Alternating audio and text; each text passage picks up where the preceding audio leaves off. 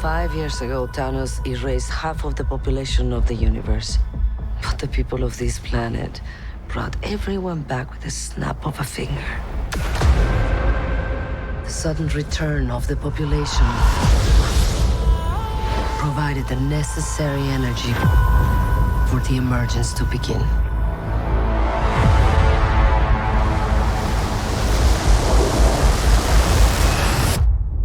How long do we have?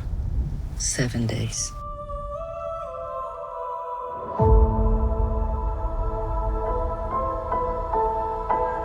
We're Eternals. We came here 7,000 years ago to protect humans from the deviants.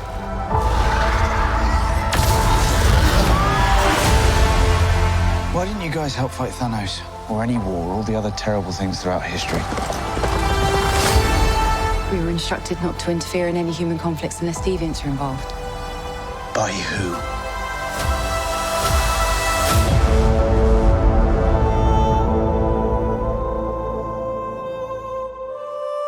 We need to find the others. I haven't seen some of them for centuries. Hi. Hello.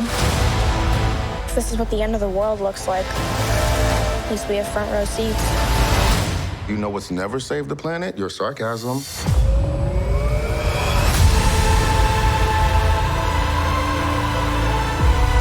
We have loved these people since the day we arrived. When you love something, you protect it.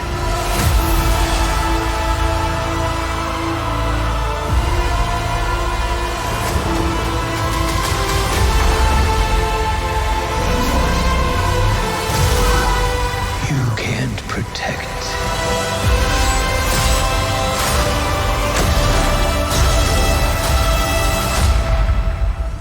Any of them.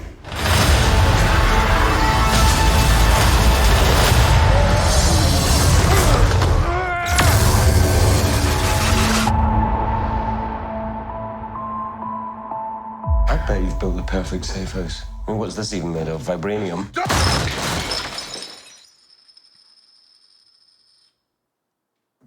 Fall collection.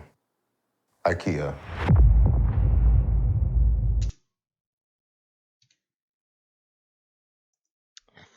What's going on, everybody? Back again today to, as you know by the title, give you my review of the movie Eternals, the newest MCU movie. I just wanted to play that trailer to kind of just, I'm pretty sure everyone's seen it, but just in case no one has, and also just to give it kind of like reference for tone and visual style that the movie took on. So yeah, the first portion of this review, I'm gonna be super objective, and then when I'm done with that, I'm gonna tell you guys, and we're gonna go into my more subjective review of it. In the subjective part of it, I'm gonna get into spoilers, so that's your warning now. Once I tell you we're going into my personal subjective opinions about the movie, that's when I'm gonna talk about spoilers. So up until then, though, you guys should be safe, unless I fuck up. So this movie is exactly kind of like what I thought it was going to be. Every mythology in existence, whether it be Greek mythology, Egyptian mythology, even Tolkien mythology, they all have a creation myth, so to speak. And this is sort of like the closest thing Marvel has ever had to a creation myth. So, right off the bat, you know that this is going to be it's going to try and tell a story with a lot more depth to it than anything Marvel's ever told. It's usually like, Marvel is usually some villain, some evildoer pops up who's having some kind of existential crisis, like Thanos or Ultron, and they're not exactly, they're evil and they're bad, but you can kind of relate to them, and the Avengers have to stop them because in the end, the Avengers or the Guardians of the Galaxy are more right than the villain is. This is not like that at all. This is a creation myth, and this is a movie that is definitely attempting to broaden the overall Marvel Cinematic Universe take us out into deep space and expand the lore way out into some of those characters and some of those stories that happen way out beyond the boundaries of planet Earth. I know we've touched on it a little bit with Guardians of the Galaxy, but it looks like we're going to go a lot further than that, than anything we've seen so far. The movie, so the story tries to be deep. I don't think it achieves it. Mainly because, here's why. I was sitting in the movie theater with two of my buddies, one on either side of me. Neither of them were as big a Marvel fans as I am. And even I ended up agreeing with them. Like, at certain points in the movie, we all thought this would have been a better Disney Plus miniseries. As long as they would have been willing to give it a proportionally equal budget, it would have made a better miniseries. Because they are throwing a lot of greater Marvel Universe lore at you in the span of like 2 hours. Like just right off the bat, there's like a opening, not a crawl sequence like Star Wars. It's just a bunch of text that's just on the screen. And it's like, yo, giant alien space gods are real, and they seed the planet with life, and then they send Eternals to guard it, and the Eternals are these everlasting beings. Right off the bat, it's just a lot of information, and you get a lot of information about this new, and not only just, you get a lot of information about a lot of new aspects to the Marvel Universe just thrown at you, and you don't really get time to digest them and process them, because you're watching a movie in a movie theater. There's no breaks. You know, if this had been a 6-part miniseries and each episode was an hour long, you know, between episodes you would have your digestible bites. So I think me and my two buddies, we both came away going, look, easily the least well-received Disney Plus miniseries so far for Marvel has been Falcon and the Winter Soldier. So, and then that story in and of itself did not need a 6-part series. So we all came out of the theater going, Eternals, this movie Eternals that we just got, that should have taken Falcon and the Winter Soldier's Disney Plus series slot and been a 6-part, 6-hour little mini-series introducing the Eternals. And Falcon and the Winter Soldier should have been a 2-hour movie. Let's get through. We get it. He's black and he's Captain America. Let's get fucking through this. So that was our consensus by the end of the movie. There's a lot of new, weird, far out shit that's being thrown at people in a 2-hour period. I apologize. Every time I wake up in the morning, I always have like nasal congestion and shit, and I'm trying to fight it. So yeah, visually speaking, the movie looks beautiful. Special effects are top notch, which is what we've come to expect from Marvel. There were only a few slight areas that I did not think that the special effects were where they needed to be, but I see why they chose to kind of dial it back. On the what is marketed, especially with the toys, what is marketed as the main villain, the Deviant character, you just saw him in the trailer in the cave. He was holding Angelina Jolie with his like tentacles and shit. That dude, his name is Crow, apparently, even though nowhere in the movie does anyone call him Crow or identify him as Crow. He never identifies himself as Crow, but he's Crow from the comics. Anyway, so that dude, his CGI, especially when he took on a more lifelike human appearance and he was talking and shit, I kind of felt like the CGI was a little lackluster on him. But you notice how I put the quotes around main villain? Well, it's really because he's not the main villain. Like, he's a placeholder until the real main villain shows up, and then after that they still try to shoehorn him into the final end of the movie CGI fight scene just because he's there, and it's like, well, he's here, we gotta resolve this plot point somehow. So yeah, anyway, so the movie looks fine. It's well acted. They have a star-studded cast. I mean, Salma Hayek, Angelina Jolie. We all know that Kit Harington and why can I not remember? I always just want to call him Rob Stark. Rob Stark is playing Icarus. We've seen these people in many roles before. We know that they can act. And all the rest of them did a great job too. The guy playing Phastos, Sprite, they all did a great job. Druig and Kingo is played by Kumail Nanjiani. He was very funny. I liked the comedic humor, the comedic relief that he brought to the movie. And Druig especially. I thought the guy playing Druig was an excellent actor. Very good. Yeah, fantastic. What else? So we've talked about the story. It's a little it's a little too deep for just a 2-hour movie. 2.5, whatever the fuck it is, you know what I mean? It's still not enough time for how deep this story is supposed to be. And on that note, you saw in the trailer how, like, the whole premise of this movie is that these Eternals, and you can tell just by the trailer, so even if you haven't seen the movie, I'm not spoiling anything for you, you can tell the Eternals have been living on planet Earth for thousands upon thousands upon thousands upon thousands of years. And Salma Hayek's character says in the trailer, like, we have loved these people since blah, blah, blah, blah, blah. And the trailer even gives you the idea. It's like, okay, I see what's going on. Something's going to go down, and they're going to have to choose, do we protect this world and these people that we've formed this bond with and come to love, or do we let them die because in the grand scheme of the universe, they're not that big of a deal? You know, based on the trailer, that's the dilemma that they're going to come up against. Having it be just a 2.5 hour movie, it's not enough time to show accurately this great bond that they've formed with humanity over thousands of years that makes them love humanity so much. They offer you in the movie, a few flashback scenes. I think it's like 2 or 3 flashback scenes that show them living in somewhat ancient times. But it's not enough. That's all you get in terms of seeing any of their history on planet Earth. That's all you get is a couple short flashback scenes in this 2-hour movie.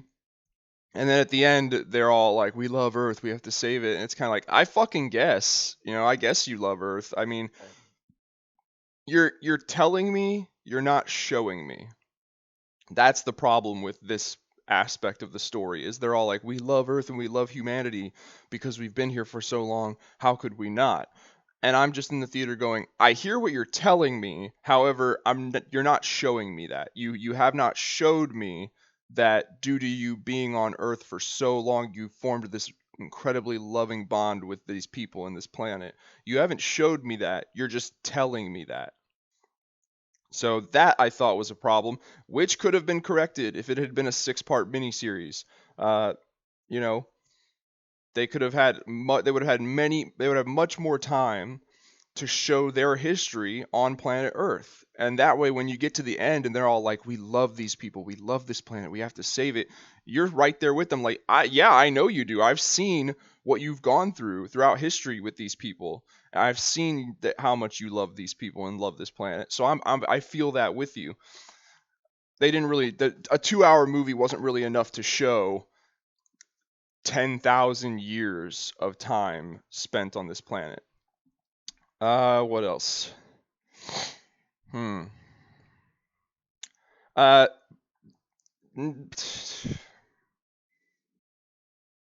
can tell from the trailer. In the trailer, you can tell there's a sort of love interest, romantic interest dynamic going on between Icarus, who is played by, I need to learn his name, Rob Stark, and the Cersei, who is the Asian lady, wears the green Eternal outfit.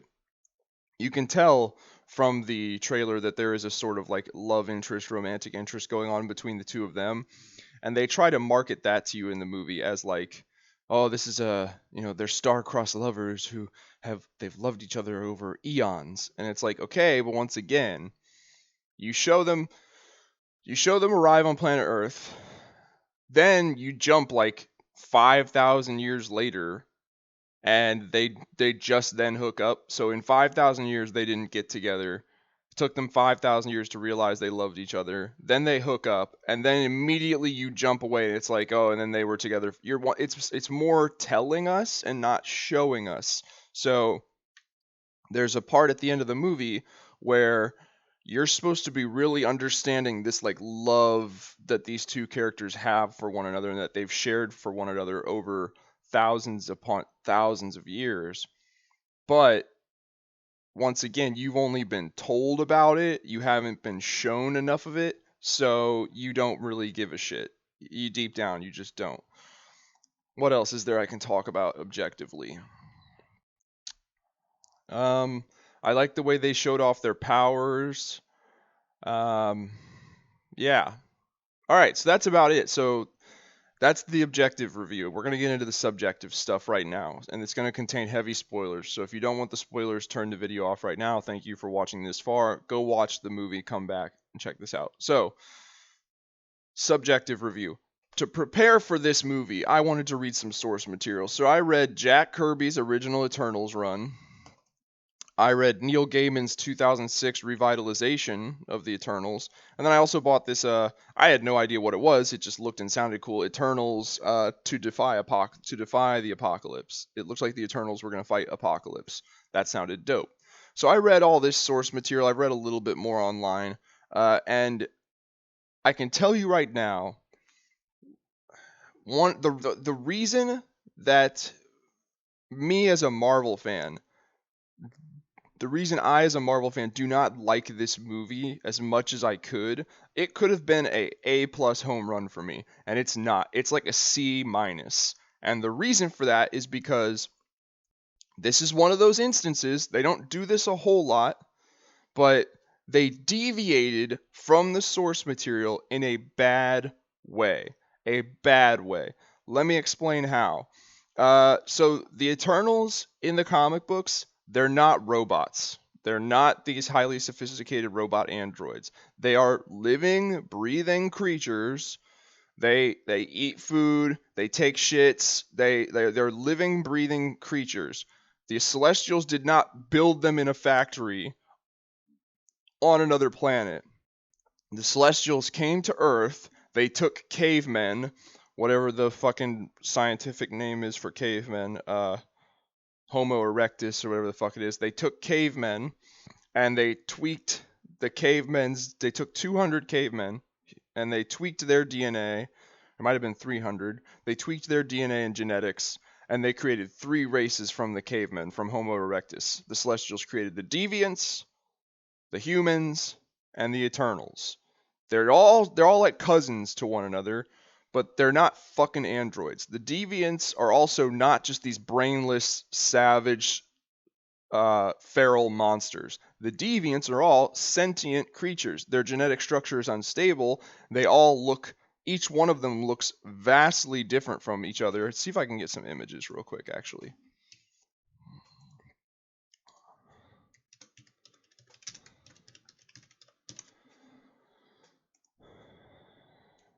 Yeah, so that's not a good picture. That's Crow in the comic books. She has wings. He's got pointy, weird ears. Here's a pic. That's Crow. That's their leader, the Great Toad. See, they're not feral monsters. They're all just kind of they're all humanoid in appearance, but they're all grotesque looking. Their genetic structure of DNA is unstable and it's deviant. You know what I mean? There's this crazy looking one. So it's basically just a race of monster people, of ugly monster people, but they're still bipedal for the most part.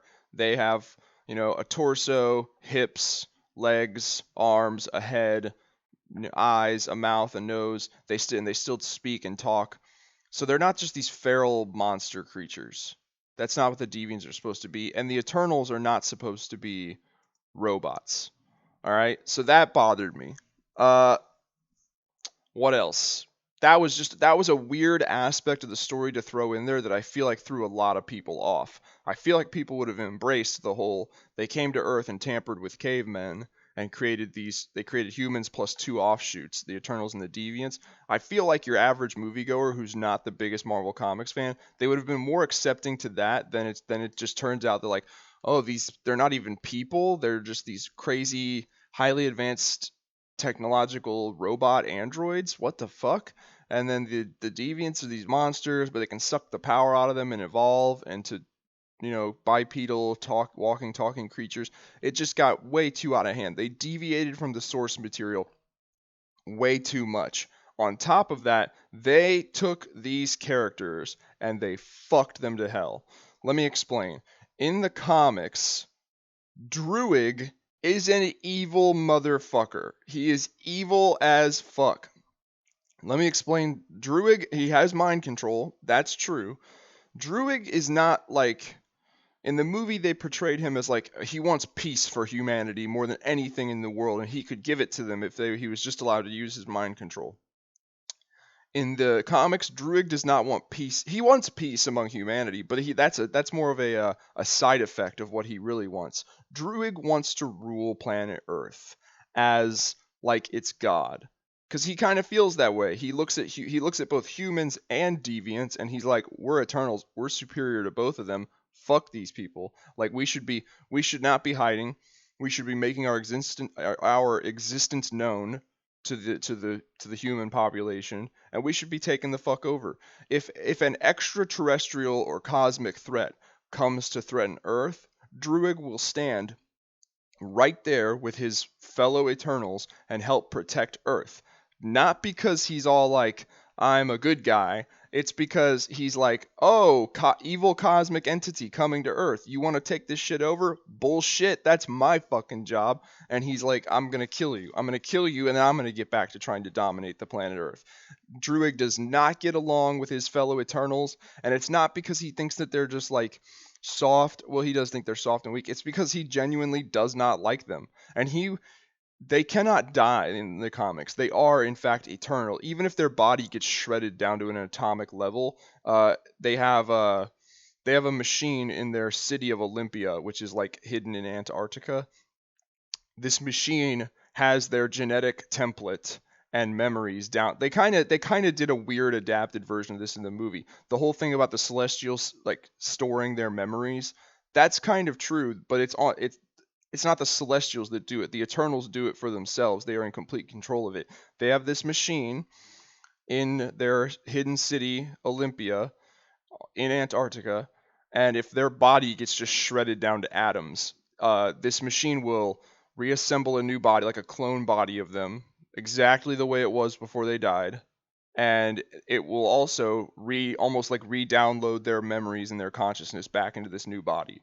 But it's still a biological body. It's not an android. It's not a robot. It's more like a clone.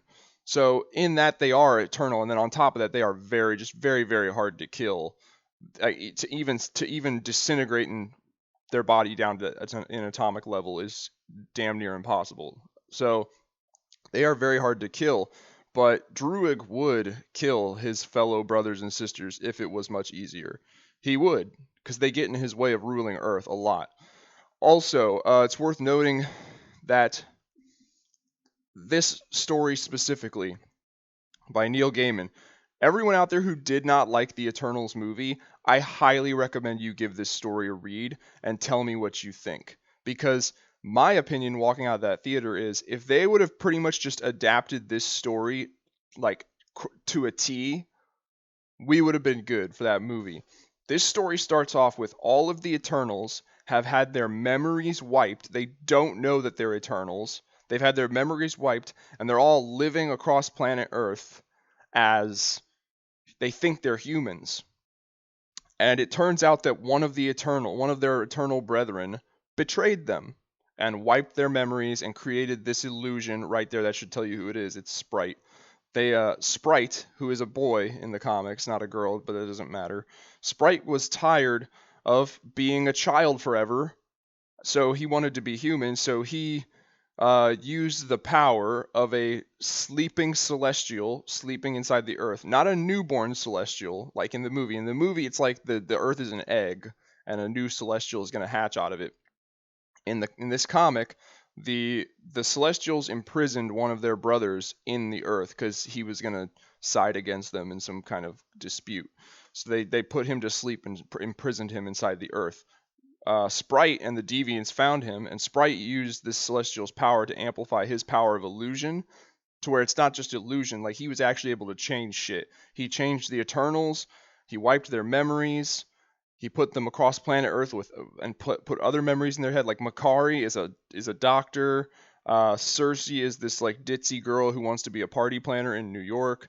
Thena is a R&D engineer scientist working for Tony Stark, and she has a son.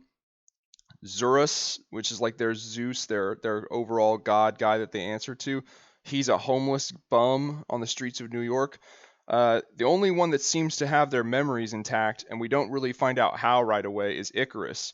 And Icarus is kind of the main character of the story for a while, and it's his story of he's got to go around, find all the Eternals, restore their proper memories, and figure out what the fuck happened to these people. Also in the background, there's this story about how this sleeping celestial that's inside the Earth that was imprisoned there, it's being woken up. The deviants are trying to wake it up because they think that this is a rogue celestial that will side with them and help them. So it's a good story. It's a much better story. Like if anyone was like, yo, I want to get into the Eternals from a comic book perspective, where should I start? Honestly, I would not suggest Jack Kirby's original run. I would say come back to this later. At first, I would say start with Neil Gaiman's 2006 run on Eternals. Start there. It's a much smoother transition into the story of these characters. So, they did the story wrong. There's better options here. They did a lot of the characters wrong. Like Druig was not comic book accurate in the movie. Zurus was nowhere to be found. And then here's my biggest gripe, subjective gripe. Turning Icarus into such a villain. Right here, Eternals writers. Fuck you. Why? He is nowhere near a villain in any other Eternals stories you've read. He's not the smartest dude. He doesn't always make the best decisions, but he is by far not a villain. So making him into the villain was just absolutely ridiculous. He was, based on what I've read of the source material, people, you can call me basic if you want me to, but based on what I read of the source material and what I was shown in like movie trailers for this movie, I was like, yo, Icarus is going to be my fucking boy. I cannot wait to see Icarus. Icarus is going to be the shit. I cannot wait. And then you just turn him into a villain, and then you killed him.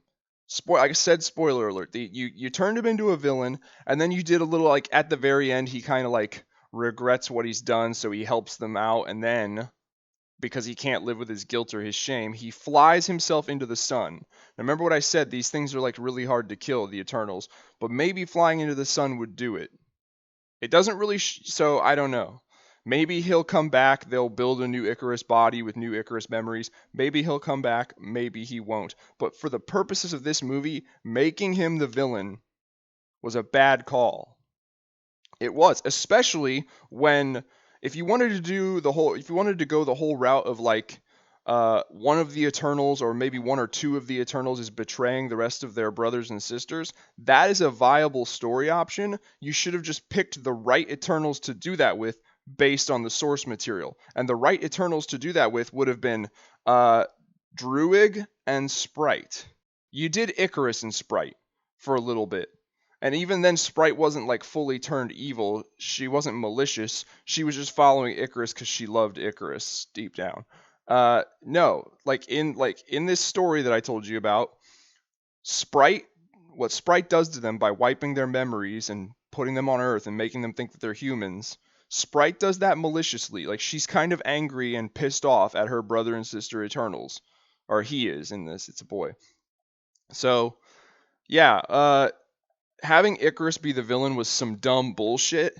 It would have made more sense from a source material perspective to have it be Druig, and it would have made also more sense from both a source material perspective and just a direct reference to this, to have Sprite. Like the double crossing villains who are behind it in the end should have been Druig and Sprite, not Icarus. So why Icarus? Why did they choose Icarus to make into a villain? If you follow my channel, you know. Take a sip of coffee real quick.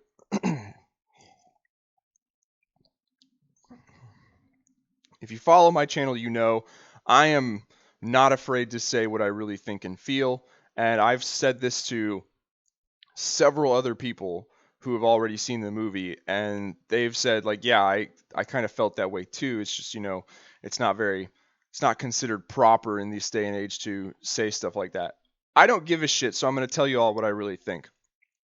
I think a good portion of making Ikaris the villain, a portion of it was about subverting expectations. This is what Rian Johnson says led him to make The Last Jedi such a shit movie and make Luke Skywalker just a piece of shit character in that movie. Yeah, it's subverting expectations. Ikaris is the straight, white, handsome, super powerful hero in the story, and everyone's looking at him in the trailers and the promotional material going, good guy, awesome, badass, good guy here to save the day, clearly. So I guarantee you the director Chloe Zhao and the writers are gonna defend this decision, or they would defend this decision by saying, well, yeah, everyone's expecting him to be the typical hero because that's what he looks like, but then we do this big twist. It's like, you didn't do a twist. You just lied. Lying is not a twist. If you have a movie and at the beginning of the movie you're like, yo, see this guy over here? He's a good guy. He's an awesome, awesome good guy. And then a little time goes by, we get to the middle of the movie and you're like, oh yeah, just wanted to remind you, that dude over there, fucking great dude. Like, he's the shit. He's awesome. And then when a little more time goes by, we get to the end of the movie and you just like, psych! Twist! He's evil! You're like, that's not a twist, you just lied to me. You just lied to me. A twist is where the truth is there the whole time. It's just very subtle, and you have to be really paying attention really hard to pick up on it. A good twist in a movie is where it's there the whole time, but you just don't see it. And then when you go back and you watch the movie a second time, you realize, like, oh shit, the truth was right there in front of me the whole time, and I just didn't see it. What a great twist. This is not a twist. This is just y'all trying to be fucking weird. And now, I think that's a portion of it, the whole subverting expectations thing. Now we're going to get into the real portion of what I think went on here and why Ikaris, of all the Eternals characters, Ikaris is a villain in this movie. So this movie is definitely trying to push a agenda of inclusiveness and diversity, and that's all well and good. I don't care about that. That's fine. I have no problem with that. There were several Eternals characters from the comics, and going into the movies, they swapped their genders. Sprite, Makari, who else? Ajak. They were all dudes in the comics, but they turned them into women here in this movie. Don't care. It didn't matter. The movie was still fine with that. So that and then pretty much every racial ethnicity is represented in this movie, and both genders. What else? Phastos is the first homosexual Marvel superhero. So, like, we got different sexualities represented in this movie. Everyone's represented. But I feel like there was a little voice in the back of the writer's head and in the back of director Chloe Zhao's head going, hey, listen, you've got a very diverse cast here. Every race, both genders, different sexualities, they're all represented. But I'm telling you now, as long as that handsome, straight, white, powerful man hero, superhero character is in this movie, he's gonna overshadow all of these other characters. You need to get rid of him. You need to fuck him over and screw that character. You need to destroy that character. You need to turn him into a villain. You need to make him unlikable. Because as long as he's likable, he's going to overshadow all these other characters because he's the evil, straight, handsome, white, powerful man. And so they did, because it looks like in this day and age they preach equality, but they don't really want equality. That's just what they preach. What they really want is revenge. What they really want is, oh, guess what, straight white men? We had to deal for decades upon decades upon decades of movies that had nothing but just straight white men at the center of them. All of us women, all of us other racial minorities, all of us of different sexualities, all of us, we had to just deal with decades upon decades upon decades of straight white men at the forefront and center of everything. Well, guess what, motherfuckers? Now it's your turn to be sidelined. Now it's your turn to be overshadowed. No, that's not how this is going to go. Like, if you want to preach equality, like, I get it. In the past, it was like straight white men here. I'm acknowledging that. Like, straight white men here, everyone else here. I'm acknowledging that that has been a trend in the past. So, now, when you're preaching equality, what you're saying is we want everyone else to be elevated and be on an equal level with the straight white men. The straight white men of the modern day and age, the most of them are going, that sounds dope. Like, we can totally do that. That's fair. Equal levels for everyone. But if what you're really preaching is, hey, as payback for all those decades of getting shit on, we want to be above the straight white men for a while. That's when we're going to go, no. Because see, we're not the straight white men that oppressed you and did all that horrible shit. Those guys did what they did, and they got the fuck away with it, and now they're dead. So, I reiterate, those shitty straight white men that you all hate and they're part of the patriarchy and they were keeping people down, they did the horrible things that they did. They got away with it. And now they're dead. So you all just gotta fuck off. There's nothing you can do about it. They did it. They got away with it. And now they're dead. And people like me, who are from this modern day and age, and we're all for equality and equal representation and diversity, we're not going to be punished for the sins of those people in the past. So take that. And that's a lot to really get into just for one movie, but I couldn't help but feel that way in the theater, where I was just like, because even if you look at the way in this movie that a lot of the other Eternals characters view Icarus, they speak about Icarus like he's like the golden child, the very messianic, the number one, he's fucking Icarus, dude. Kingo even says, like, when they're all like, we're gonna have to fight him, Kingo's like, it's fucking Icarus, it's Icarus, we can't fight Icarus, like, it's Icarus. They build him up, they put him up on a pedestal. And I feel like that was a creative choice by the director and the writers to do that, because they know that by him being the typical handsome, strong, straight white male hero character, he was going to be put up on that pedestal by the audience anyway, especially the white male audience. And so they were just like, if he's going to be up there, we're going to tear him the fuck down. It would have been so easy to stay much more true to the source material, have Druig and Sprite be the villains, and you could have still had Cersei be the real hero in the end. You still could have had Cersei be the one to save the day in the end. You still could have put her at the very core of the story and made her super relevant. Thena's character and what she's going through with her like brain problem would have still been just as interesting. It does not hurt the diversity or the equality of the movie at all to leave the strong, handsome, straight white guy alone and just let him be strong, straight, white, handsome, and good. It doesn't hurt the movie. It doesn't hurt its equality. It doesn't hurt its diversity if that dude's there. It actually plays right into equality and diversity, because straight white, handsome, strong, straight white dudes, they are a people. They exist. So do they not deserve the representation? Well, they've had so much representation over the years. Maybe it's time they took a seat and shut the fuck up. No, like I said, we're not going to do that. We can be equal. You will not be better. We can be equal, but you are not just going to be better and shit on us, because that's not the case. All right? Equality good, punishing straight white men of this day and age, not good.